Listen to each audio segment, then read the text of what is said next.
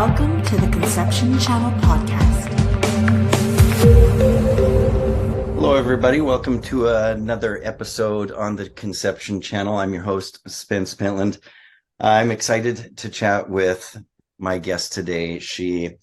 I would call you a friend. We've known each other for a long time, and she's just such a fun, awesome lady. Her name is Shelley-Anne Vidal. Welcome to the Conception Channel, Shelley.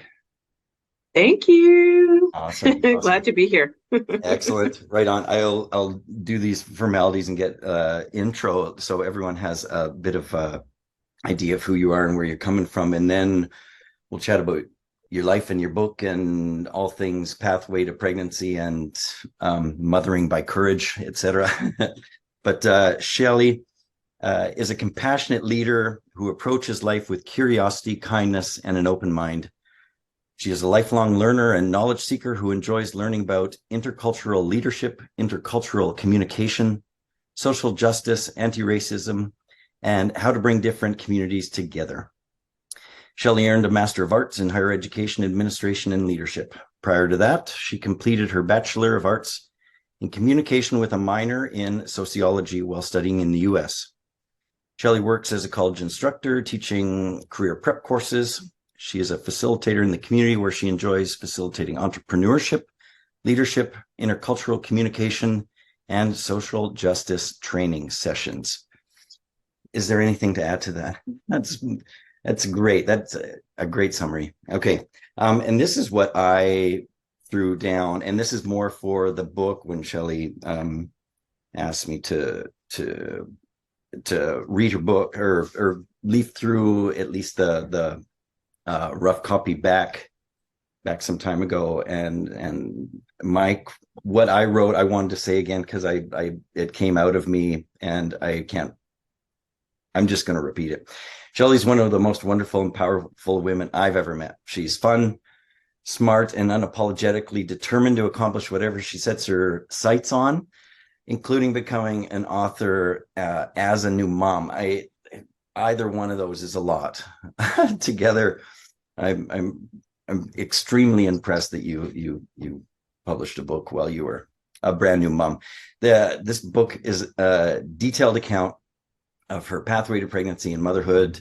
An amazing book for any woman facing challenges with relationship and fertility, or looking at the potential of IVF to accomplish their dreams. More specifically, single women deciding to move forward into parenting by courage. And we'll touch on that more, would benefit from having Shelley as an inspiring role model and mentor. Aw. Well, thank you. Anyway, that's in the book that you published about 8 months ago now, I guess. You only need one good egg, Manifesting a Miracle. Yeah. It was fun this morning. I hadn't done it yet, but I love, when I know someone who's published, going to Google, searching Shelley Vidal and Amazon, and you coming up on Amazon, so anyone can go there and click and buy. And we'll put these links in whatever you're watching or listening on YouTube or Spotify or Apple. We'll put all the links to Shelley's books and whatever else we talk about today in the show notes. So go there and grab her book. It's great. It's been sitting in our waiting room at Instill in Vancouver, and it's got the spine is getting well worn. I should have one at the other clinic too. But anyway, so just for my selfish endeavor here with you, because we haven't caught up for a little while, and we decided to press record before, you and I talking for half an hour and forgetting to press record. But how's life now? Like, you've got Zendaya, she's a year and a half, more than that. Yeah. She's 19 months. As of yesterday, she turned 19 months. Wow, who's counting him? That's wild. What? Okay, brand new motherhood publishing book. Now you're back work and in rhythm, what's it all like? I know you've got support and stuff, but what's it all like now? It's wild. It's a journey. It's beautiful. It's messy. It's wild. It's joyful. It's everything in a bundle. Yeah. Juxtaposition, Unbelievable. all the yin yangs, all the So Yeah. is she sleeping? Is she happy, healthy? Oh, absolutely happy, healthy. It goes up and down due to daycare. You Yeah. know how that goes. She's building her immune system, people might say. It's a nice way of saying it. Yeah. Exactly. It's not But everywhere. she's doing really well. She just started soccer yesterday for the first time. What? Um, Great. yeah, Right. it was interesting. There was quite a bit of tears. The A lot ball of is as sitting big as on she the is field. almost. So But it was beautiful to watch her just get into the moment in the groove at times, and then at other times just not be interested and just going with the flow, right? Her personality is definitely coming out, so yeah. it's so beautiful to witness that and just be there to kind of nurture and facilitate her growth.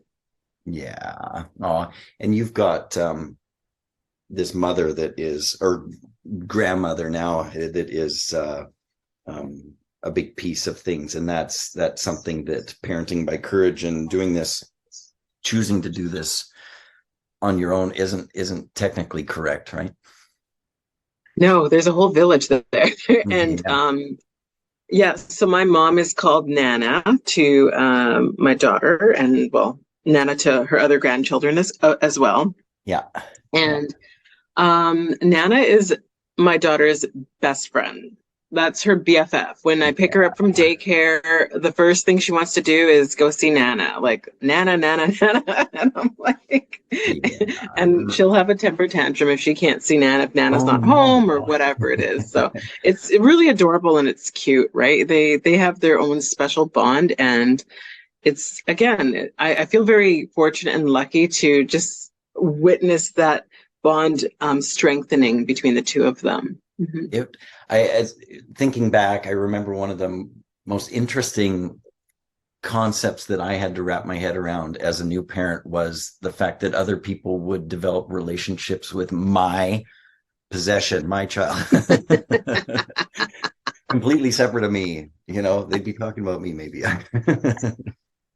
So that's awesome. So yeah, I know in your book, you talk about taking a village. So grandma's a part of it, but you've also got sister and tell me a bit about the village taking. Then we'll maybe rewind back and get your backstory so people, Sure. understand. Yeah, absolutely. It's funny that you mentioned my sister because I had an event yesterday and there was a lot going on in my own life with like just everything.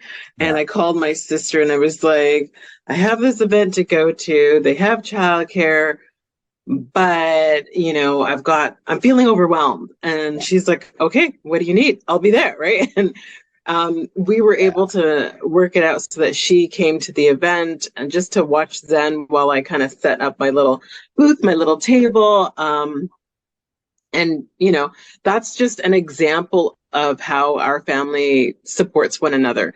I have my wonderful sister who's a mother of twins. Her and her husband, are managing twin life with 5-year-olds, almost 6-year-olds. Mm-hmm. They're doing pretty good. The kids are in kindergarten, right? So yeah. And then I have an older brother who's got 2 kids who are 11 and 9, and they're doing wonderful. And I have a younger brother as well, and he's one of the best uncles as well. My daughter just like runs up to him like a puppy dog when he comes over, and she's just full of joy and excitement. It's beautiful. My dad lives in Florida, so we don't see him as much in person, but we do a lot of videos on the weekends typically. So that's like kind of my nuclear core family village. And that being said, I know that I have this beautiful extended family of friends and acquaintances who just jumped in and supported me in so many different beautiful ways of checking in, or just whatever, dropping off something for Zen or whatever it is. It's amazing, and just genuine care, which fills my heart and soul and spirit when I get to connect with those people in my village. It's it's beautiful to see how the world, and maybe that's a underpinning message about to women that are considering to choose parenting by courage on their own, that how the world does support people who are bringing more humans into this world. It's pretty special. Hey, I mean, an example that love the big scary biker man that like gets up and gives you the seat on the on the bus or in the waiting room or whatever, these kinds of things, or opens the doors, and it's pretty beautiful. So that's you found that's obviously you've got this great village and you're wonderful and social, and I don't know if if anyone has issues, with Shelley, it's because they should be looking in the mirror and reflecting somehow, because you're so fun and nice. And anyway, but so you have a big network, period, and you did before, but and that helps. And that's maybe, would that be something that's essential, important for women making this choice? Yeah, absolutely. Do we want to tell the listeners a little bit about what that choice is? I don't know if they know. Okay. Yeah. You want to rewind? Why don't, yeah. Yeah, let's rewind a little. Rewind. Yeah. Because you know the stuff and I know the stuff, but the listeners may not know all the stuff.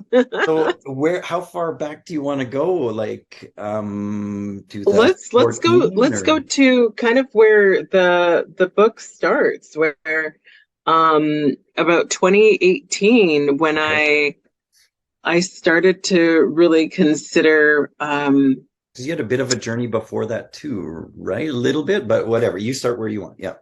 Yeah.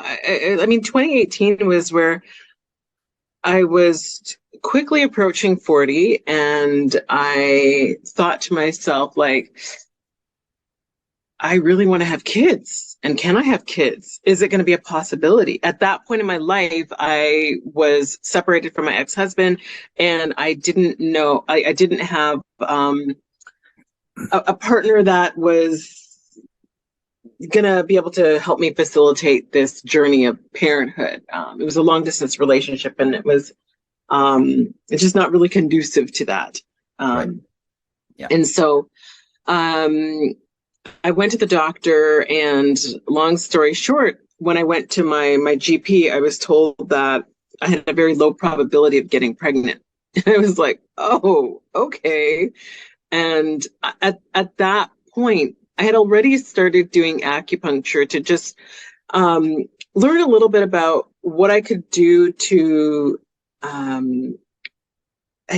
make sure my body was kind of in the best shape form if the universe aligned and I was supposed to become a mother. Right. So we talked about things like detoxifying the body, reducing stress, and just, the acupuncture treatments as well. Right. And I know you could always talk about that, but, I started doing some of the work before I went for, those tests with, the blood test to see what my likelihood would be. And once I found out that I had a low probability of getting pregnant on my own, it was devastating news for me. Yeah. And that's when I really amped up the fertility journey, and started visiting fertility clinics to see what are my options if I wanted to go forward and be a parent on my own. Yeah. Yeah. Wow. Okay. So yeah, there was, and was the message kind of different?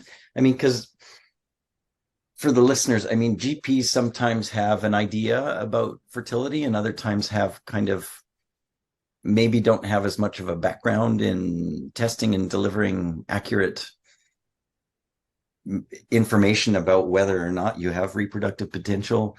Did the fertility clinics kind of mirror what your GP had said, or what was kind of told to you when you got to that point? A little bit yes and a little bit no. So I went to two different fertility clinics. The first one I felt was more in alignment with the GP, which was basically like, you just have to go through IVF if you want to have a kid. I was like, whoa, like it was very direct. And as a direct person, I can appreciate directness, but I'm just like, I wanted more of an educational side of it to understand. Right. And I found it was very scientific, and it wasn't very, it wasn't in layman's terms, and it was a bit overwhelming. Right. And I think you and I met. Yeah, that's what we do often, I think. Yeah, we chatted a little bit, and you said, Shelley, there's another clinic that you can see if it might be a good fit. And so I ended up going there, and it ended up being a good fit for me because I found it a little more of a educational approach and informative in that delivery of information. And then me working with you was just another way to supplement some of that information, and you broke things down in a more digestible manner, so to speak. Right. And that was important for me because I didn't want to go down the research rabbit hole of, Dr. Google and become overwhelmed, because that's where some people just kind of get paralyzed with the overload of information, and not only get paralyzed, but also get scared to the point where they just stop. Yeah. Because sometimes people will focus on posting their negative experiences rather than their positive experiences. And so it may seem like, oh, it's daunting and it's unrealistic. And I didn't want any of that to become my reality. Right. Well, I think that's where, what we do a lot, and that's kind of half of my career, I would say, a reproductive IVF doula work or something might be a facilitator or guide, or and why counselors might be important as well, because it's, at the IVF clinics, maybe people do forget, they're so busy often that they, forget that this is potentially one of the biggest steps of the person in front of them is ever taken in their life. And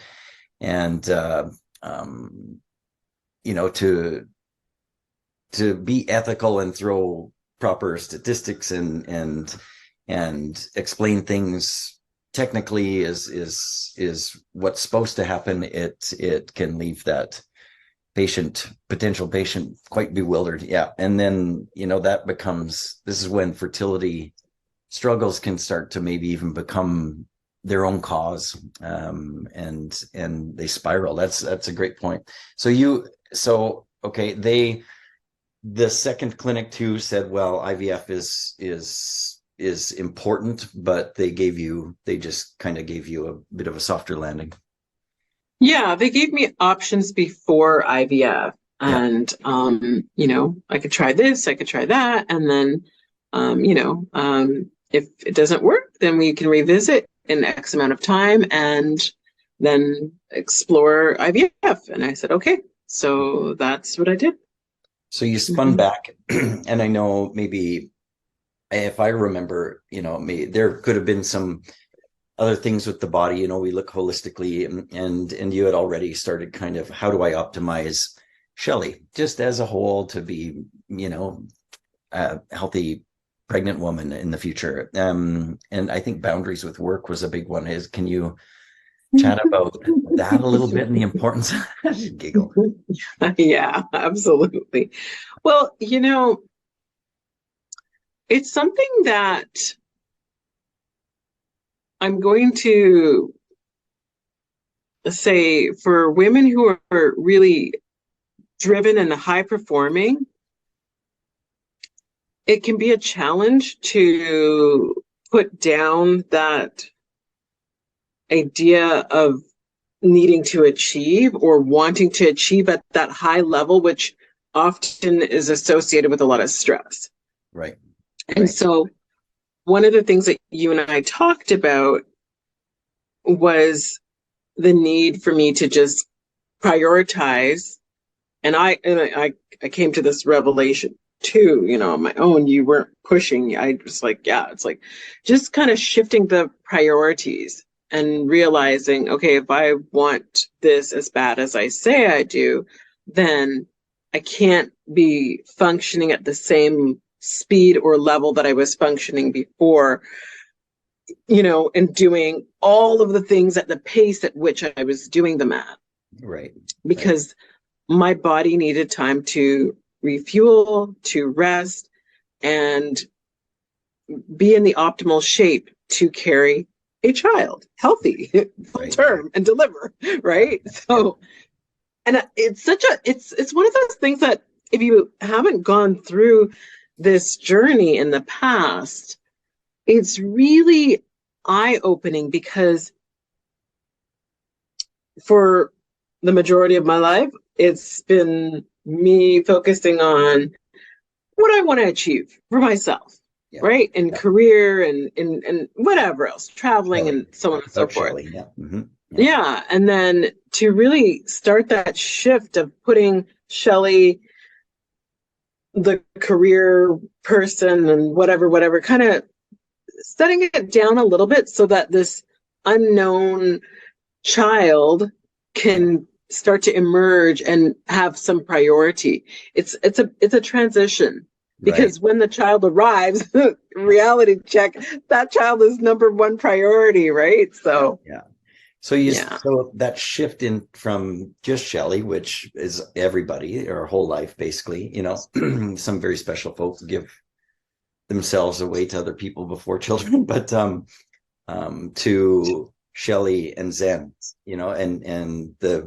your child that is coming, you know, as a priority, because that, I think that's the why. And was there some sort of shift that was like, oh, in order, you know, a connection almost with your baby to be like, oh, I've got to prioritize you, kind of almost at the same time? Yeah. You know, it's a great question that you're asking, but I think that some of the wake-up calls that I had leading up to it was just, I remember seeing you in one of my treatments in 2020, and I was so tired and so sick because I had so much going on with work stresses and other stresses from volunteering and blah, blah, blah, blah. And I remember just like thinking like, this isn't sustainable. Right. Really, like I was exhausted. It was just, right. I was just exhausted. And we talked a little bit about that. And I think that was a bit of a turning point for me. Right. And another big turning point was when I would say probably, I don't know, 6-7 months pregnant. And I had a chat with my brother, and he said to me, you know, Shell, you're going to have to trim the fat. And I was like, what do you mean? Because again, careful with your words. I was just like, no, but like, just like, as far as the stuff I was juggling still, being pregnant and still trying to do a lot of things that I was passionate about. And he's like, he gave me some sound advice, just like, how is it serving you? The things that you're doing, how is it serving you? How is it supporting you? Is it really that important? And just, again, it helped me shift the priorities in my life. So those were two really pivotal moments for me. If I think back to it, before my daughter came into this world, as far as made her presence known. Yeah, in a big way. Okay. Organization and prioritization, probably two of the most important skill sets a human can have in this world if they want to have a life that is meaningful and full of growth and accomplishing and contribution as well as enjoyment and being able to conceive, maybe, which and I like, how you pointed out that it's somehow there was a realization that it's not necessarily about accomplishment.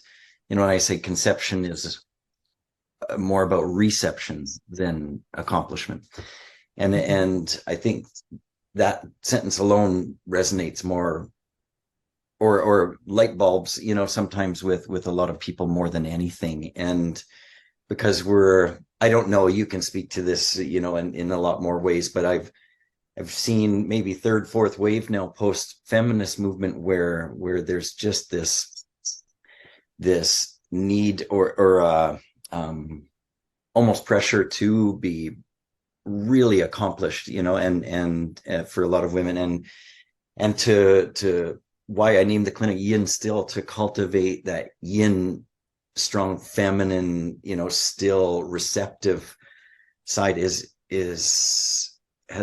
been set aside almost, in a sense, and in the name of accomplishment. So it's a bit of a big jump, sometimes, to be like, no, you need to take, like Lao Tzu said, action in non-action. Mm-hmm. Mm-hmm. Mm-hmm. So, okay, so let's go to, now all this information came at you through the IVF clinics, and so you're like, okay, you finally get to a point where you're like, I feel healthy, I've made some changes, and I'm going to do this. Or what? Kind of walk us through that. Yeah, absolutely. So in my book, I mention a cousin of mine who lives in the US, and she went through the similar process that I went through, to have her own child, have a child on her own. And so she was a big inspiration for me. Yeah. And yeah, after talking to the fertility clinic doctor and kind of looking at some of my options, I decided I was going to do it. I was going to go down this adventure of trying to become a mom on my own. It was not an easy decision. Yeah. But it was a decision that I didn't want to have regrets in my life later on, and say, well, what would have happened if I had only tried to do this? So I said, let's see what happens. And I went for it. Went for it. So, okay, yeah, that's a big, and you have this network. So it's like, what went through your mind without technically having a partner? Like what kind of things would, were the stumbling blocks, or were, it helped you get empowered and move forward? And yeah, so since I chose to do it on my own, it was imperative that I had a strong support system, yeah. Family, friends, medical professionals, holistic professionals, like just people who could support me in the journey. Another part of it was making sure that I had really clear boundaries, so that my mental health was as strong as it could be. Yeah. That looked like, again, maybe it could be counselors, or just making sure that I was doing the things to nurture my body, going for walks, putting the right foods in my body, of course, acupuncture, massage, all of the things Meditation, that were necessary. Yeah. Mm-hmm. Hydration, I think. Yeah, absolutely. Drink lots of water. Anyway, got to stop and drink water. So I just can I squeak back one step? Something Sure. popped up. In a position like that, you also have, you're faced with a couple of options in life. Like you could adopt you could foster, there's, and then there's IVF, like, and finding maybe donor sperm, or what made that decision clear for moving forward? Yeah, I definitely thought about adoption, fostering. Those were on my mind as options. Yeah. The only thing that kind of held me back was the time it would take to go through the process of adoption and fostering. Right. And from what I understand, it can be quite a lengthy process. Right. And so it was in the back of my mind as an option. I didn't rule it out. I wanted to see if IVF would work. I actually wanted to experience carrying a child. Yeah. I wanted to experience all the woes of pregnancy. I wanted to know what's it all about. Yeah. And that's your, for what it's worth, your nature nurture. It's your nature, it's your DNA, it's your, and then you get to carry and influence and nurture too. Yeah. Yeah. Okay. Absolutely. And would with some so-called ominous news that you got, and potential of, oh, what if IVF with my own biology doesn't work, did that ever go through your head, and considering a donor egg, or you didn't go there because you didn't go there yet. Yeah. I was really just like one foot in front of the other, like, let's just see what happens. Probably a great one. And best case scenario, the eggs, because when I went to the doctor and they said I had a low probability of getting pregnant on my own, they didn't say there was no possibility. And so I took it, with a grain of salt, and I understood that they're looking at things from a very scientific perspective and not necessarily that's not necessarily going to be my reality, right? So science is a part of it, but it's not the whole picture, right? So that's why I said, okay, well, let's see what happens. Yeah. If it's to be, it'll be. One step at a time. That's a good message too, that I think is poignant always, that we're not a statistic, we're not data, that to not attach too closely to that, because this creating a life is not purely some scientifically broke down procedure. It's a miracle. It's got a spiritual component, a mind body, and a really solid scientific explanation for it all, but actually not for it all, from a lot of it, but to not attach to that too much, because you're not that stat, right? You said it. I mean, what you said, I felt like there was for me, like, I felt that moment of, this is so much bigger than me, the first time that I really felt my daughter kick me in my stomach. Like, I felt like the butterfly little flutters before, but when I could actually feel her kick me and see like the movements inside my belly, that's when it became so real. And I was like, wow, like, this is a miracle. Yeah. It's just powerful. Well, you create this life in your tummy, in your uterus, more accurately, for 40 weeks, 9 months, and you don't have to do a thing with your mind to make it happen, or with your brain, or with statistics or data. It just happens. And I like to overlay that metaphor into the fertility side. So I love that you just put one foot in front of the other, because what's that saying? You want to make God laugh, show him your plans, or whatever terrible. But you really just are a great example of trying to be in that moment. And I think someone who's in the moment is always kind of happy and cheerful and pleasant to be around, and that's you. And so you had that part dialed. Well, thank you.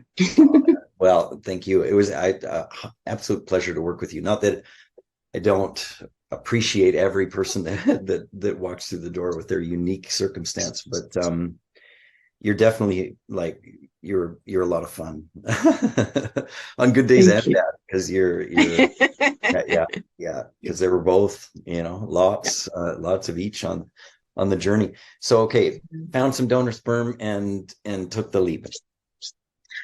Took the leap. I did. I absolutely did. Yeah, it was an interesting experience, finding a donor sperm. Yeah.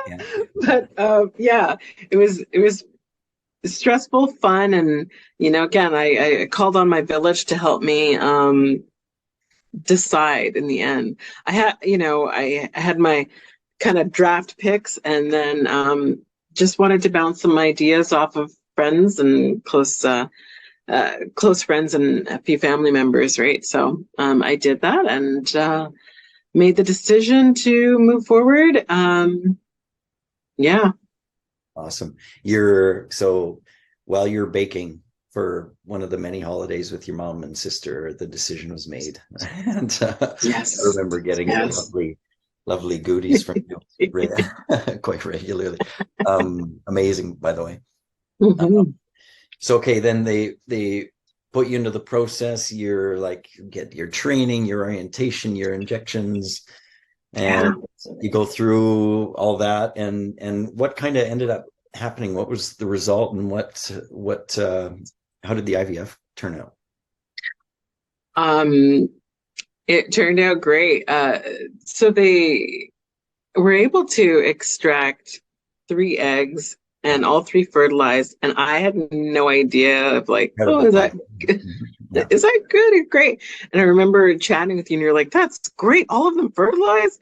And they didn't pull out a lot of eggs, but they were quality eggs, right? There you go. So that was one of the things that you and I had chatted about, right? It's not about the quantity, it's about the quality. And even like we talked about the supplements that I took to boost the quality of my eggs. It was really important because I knew I didn't have a high egg reserve. So at this point, it was like, let's make sure we've got the best quality that we can. Whatever we can do to facilitate that part of the process, let's do it, right? Give me the best chance possible. You only need one good egg. Is that the name That's of your right. book? That's right. Manifesting a miracle. You only need one good egg. Manifesting a miracle. Yep. That's it. It's awesome. true. So 3 extracted, all 3 fertilized. And did you do, I don't remember, because I think this is kind of the point. I saw you on transfer day, but you were working with Laura. Yeah. Was that frozen and then transferred frozen, or was that a fresh transfer? It was a fresh, like, they pulled the eggs, fertilized, and then went right in. 2 you chose to put 2 back versus I did. I said, let's see what happens. What's the max I could put in there too? Let's see what happens. Let's save 1. Exactly. Yeah. And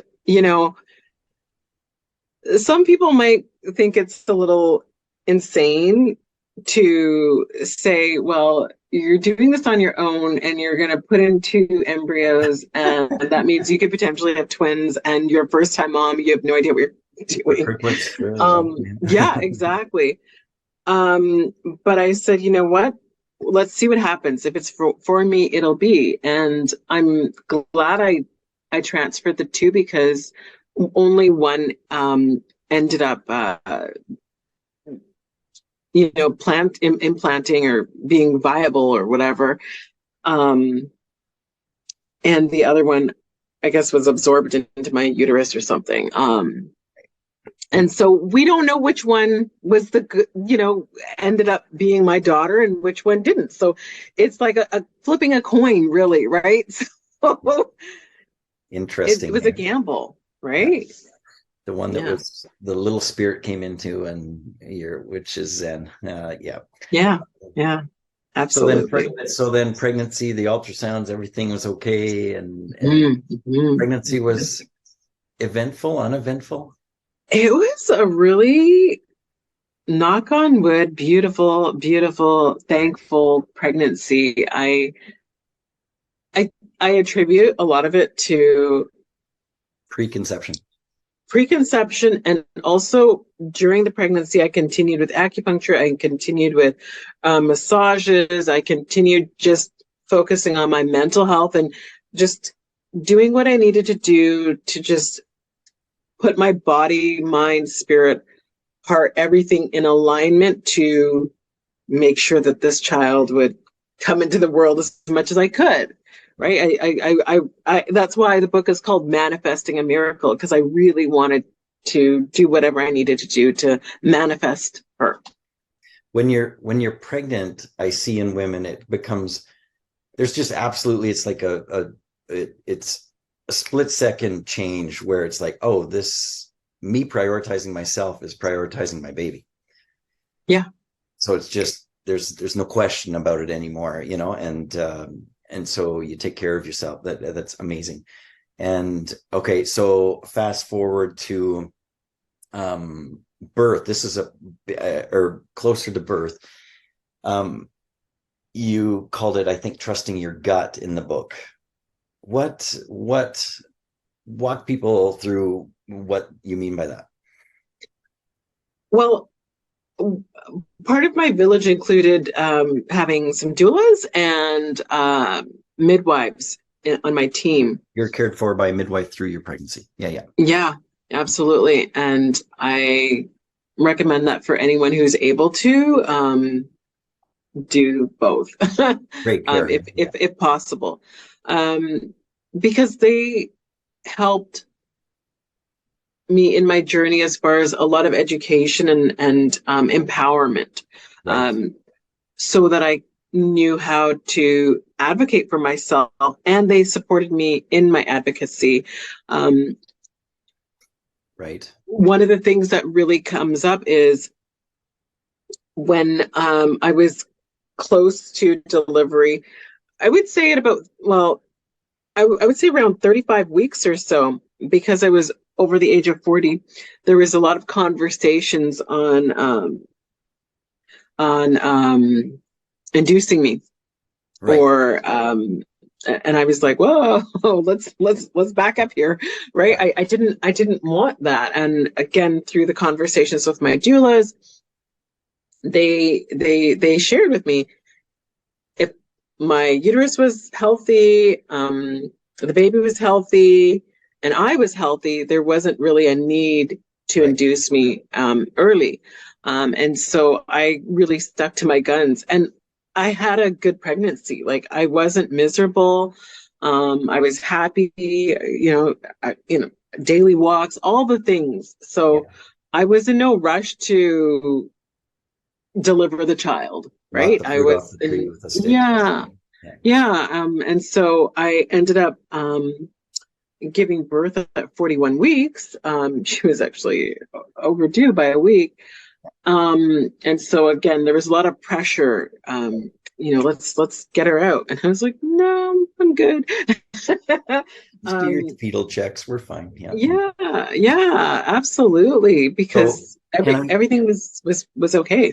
I interject for a sec? Just for Yeah. people who aren't in BC, or maybe who are and don't know, British Columbia, we have the medical system here works that you can self-opt into midwifery care. It's part of our healthcare system.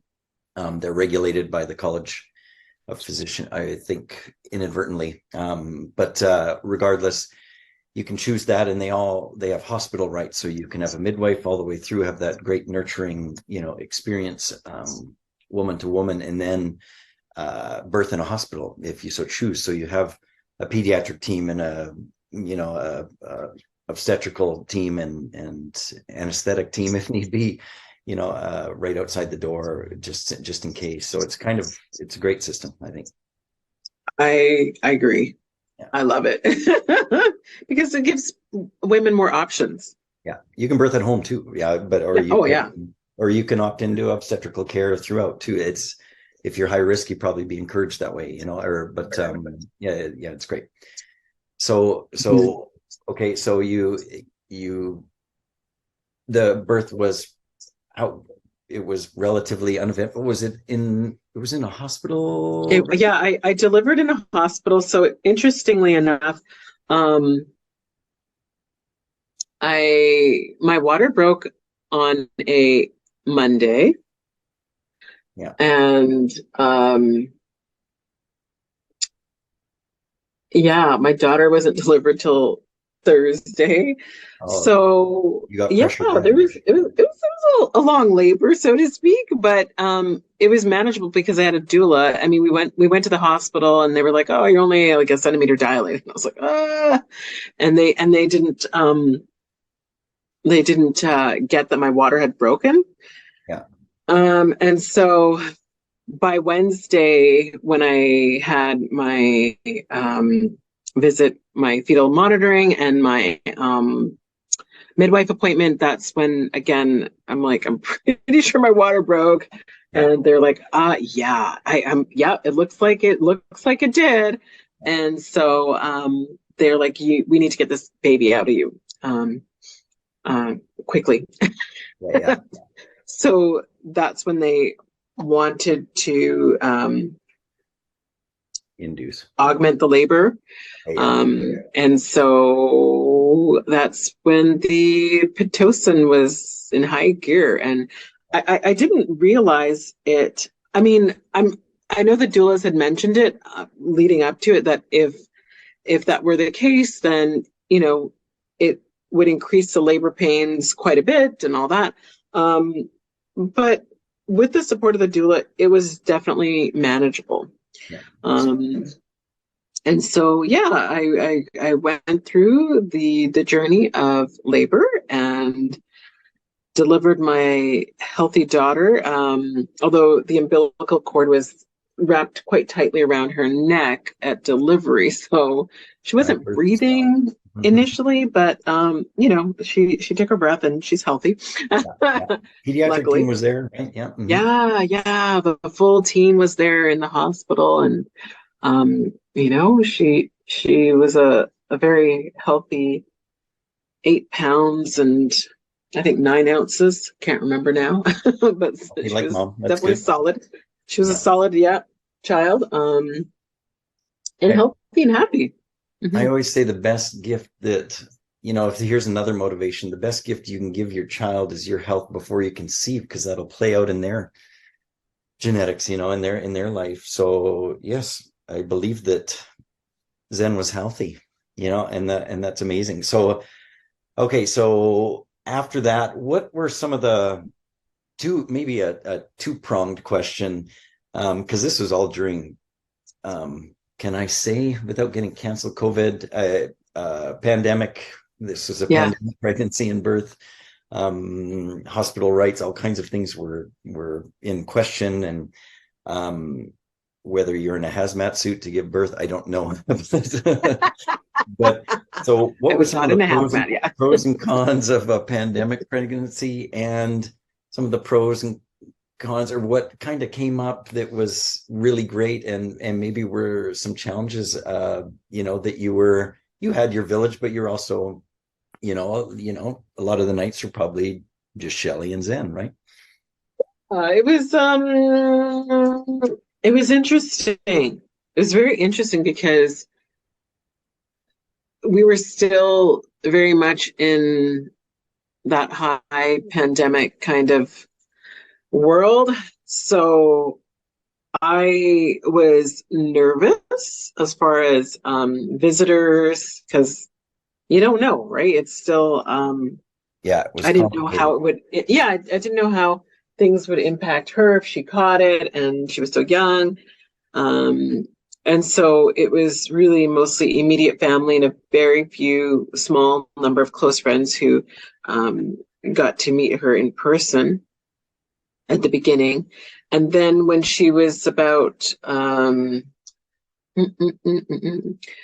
she was about 8 months old or 9 months old, I ended up doing an outdoor meet and greet in June, last June, and it was beautiful. Friends and family all got to meet her, and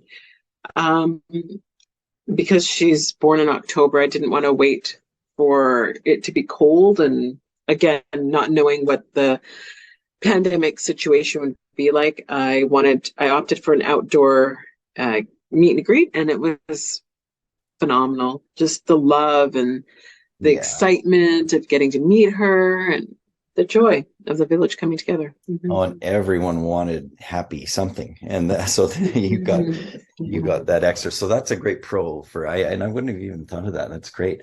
But like being forced to kind of be inside and hunker down, and that's what I mean. That's almost a natural state after having a baby, anyway, right? In some sense, yeah, and that's one of the things. Yeah, that's one of the things that the doulas had shared with me, that in certain cultures and traditions, it's expected that the woman would stay in the home for, could be 20 days or 30 days. Yeah, and just be taken care of.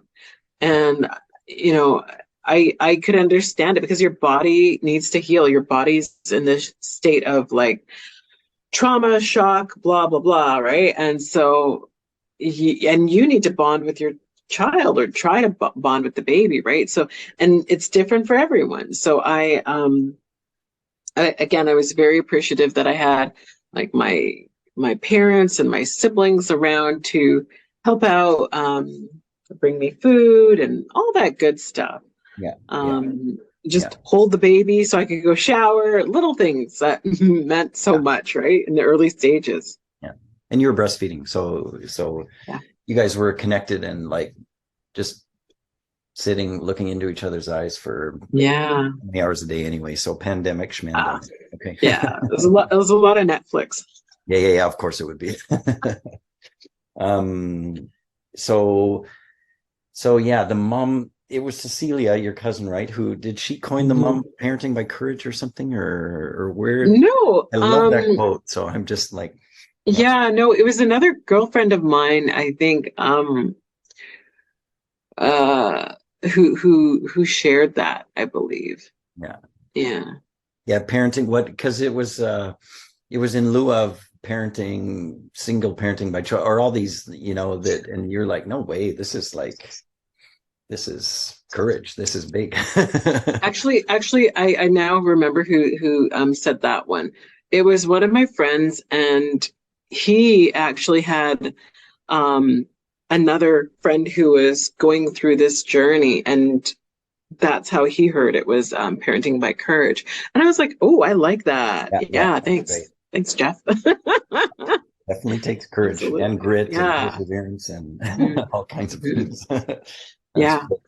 Okay, so I, just for sake of time, I love this, and I'm going to ask you: is there anything else that you kind of wanted to share about your book, or that was poignant that I haven't quite touched on before I have maybe my last question? I would say that what my hope is for folks who get the opportunity to read my book, my hope is that it offers inspiration, hope, and motivation. Yeah, but inspiration is a big one there, because I think there are individuals, and I'm not just limiting it to women, because sometimes it might be their partner, whether it's male, female, non-binary, whoever is in their circle, family, friends, who have no idea of what this IVF journey is. And I think my book is written in a very conversational type of way, very matter of fact, this is what happened, with a little bit of a humor and my personality in it, so that folks can just have an idea of what it may look like for some people who are going through the IVF journey, because oftentimes it's not talked about unless you're kind of in it or you have a close friend. And what I was surprised at is how many people actually have gone through IVF and haven't shared it. And Yeah. it can be a long, exhausting, emotional, joyful, Yeah. sad, disappointing, and again, just beautiful journey. It's just a roller coaster of emotion. And so it's just my little contribution to folks who are curious about what it can be. It is a big part of Shelley's book. A big part of your book is detailed accounts of the IVF journey. Yeah, big time. And you're right, right down to like how you feel giving injections. And it's I think you're right, because most people get, at least now, from when I started 20 years ago to now, no one knew what the acronym IVF meant, and now it's a lot more commonplace, which is great. And it's almost, it's this frontline option now for people, which is fantastic. But it's the details in the milieu within is hard to understand or know unless you're in it or can read a book like yours, which is an easy read, and it's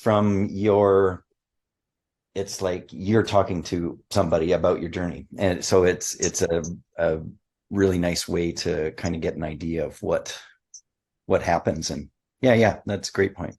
Awesome. So, okay, my last question. Thank you for sharing that. What are next steps? Or do you have any next steps? If my math is correct, is there an embryo? Or I'm sorry if I'm prying. What are next steps? I don't know what next steps are as far as that one. Last night I was reflecting, and I was like, because my book coach, she's like, you're going to write another one. I'm like, okay, yeah. And maybe I will. And it might be about the adventure, as the adventure continues of raising a toddler and being a solo parent. Manifesting a miracle. It could be, the second book could be bringing up a miracle, or yeah, hey, the ups and downs of a miracle. Exactly, right. But yeah, I think right now it's just going through and navigating this space of raising the toddler, being back at work full time, plus being in school, plus, right? Plus being in school. Okay. Yeah. Yeah. I'm working on becoming an executive coach, getting my certification on that. So awesome. Yeah, you're I can coach folks. Perfect for that. Well, then, yeah, people stay tuned. Yeah, absolutely. Yeah. So I'm excited for whatever the future holds. Yeah. Okay. Oh, that's awesome. Yeah. Well, congratulations on your book. You only need one good egg, Manifesting a Miracle. It's on Amazon. And congratulations mostly on your beautiful little baby and life that you have created and manifested. And thank you so much for taking the time as a new mom to detail and share it with the world, and share it today on here on this platform. Thank you so much. I appreciate it. Oh, you're so awesome, Shelley.